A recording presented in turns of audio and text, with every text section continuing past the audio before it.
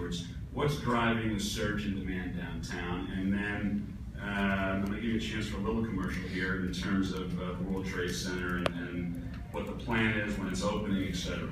Okay, thank you, Mike. You wanted to translate for me, Laura. We're very bullish on downtown. We have been for some time, and I've done many panels like this where I've been talking, and Sloan at home starts by saying that he's bullish on downtown also. And the reason we are is there's a number of sub-markets downtown. And if you think about the first market, in 2017 there'll be 70,000 people living downtown. And that's south of Chambers Street. Then if you think about the connectivity, the residential connectivity of downtown, and you think about Brooklyn as a market, Brooklyn's an $8 billion market from a retail perspective. It was mentioned in the last panel about the heightened awareness of Brooklyn. And then the connectivity to New Jersey as well by the PATH train. I think there's an amazing residential opportunity, but our lens is further than that. In relation to the office worker market, there's over 450,000 people working south of Chambers. They spend $2.1 billion on retail alone. For us, we could build a mall around that, and that's one market. And then you overlay to that the tourism perspective. And we spoke about Times Square, but in relation to World Trade, I don't think there's a more identifiable site on the planet. In fact, it's owned by the world. And from a tourist perspective, the 52 million tourists coming to Greater New York a year, a visit to World Trade is essential as their place. And we're very excited, I think, in the early numbers from the museum and also the memorial, the combined numbers of about over 10 million people a year. They're fantastic numbers by themselves. So you aggregate all that opportunity and you say there's tremendous retail demand. And then you look from a place perspective, there's clearly an undersupply, a traditional undersupply. WestField have done a very good job in relation to supplying a very strong food component to their platform there and some retail. And I think we'll complement the site, and then what happens from a street perspective as this develops. But I think if you look at it from a sense of place perspective, and now I'll give a plug, a sense of place.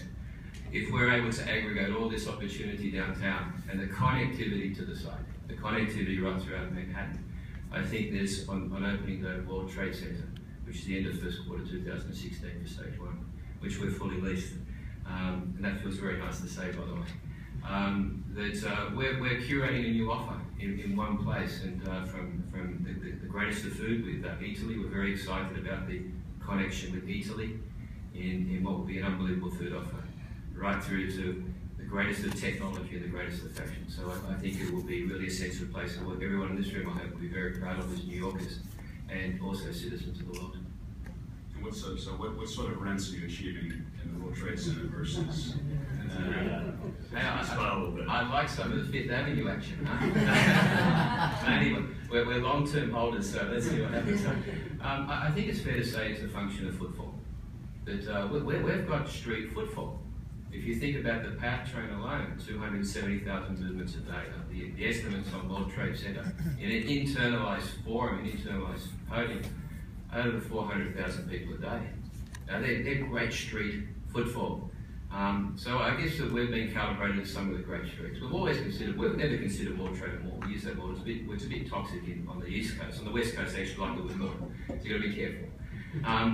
It's probably when you fly over to Dallas that you actually can use the word mall again. But when you get to the East Coast, it's about this sense of place and the curation of city streets. And that's the way we've always spoken about World Trade Center. And the rents are reflective. And I think the way Hein was talking about the 1.5 times, I think, is turnover rent. And we've not only achieved street rents, but we've recalibrated the thinking of retailers and partnerships where our turnover rent for, given the opportunity of sales, and we expect very, very high productivity. In fact, I've called out World Trade Center to be, I believe, the most productive shopping location on the planet day one, which is a very big call to make.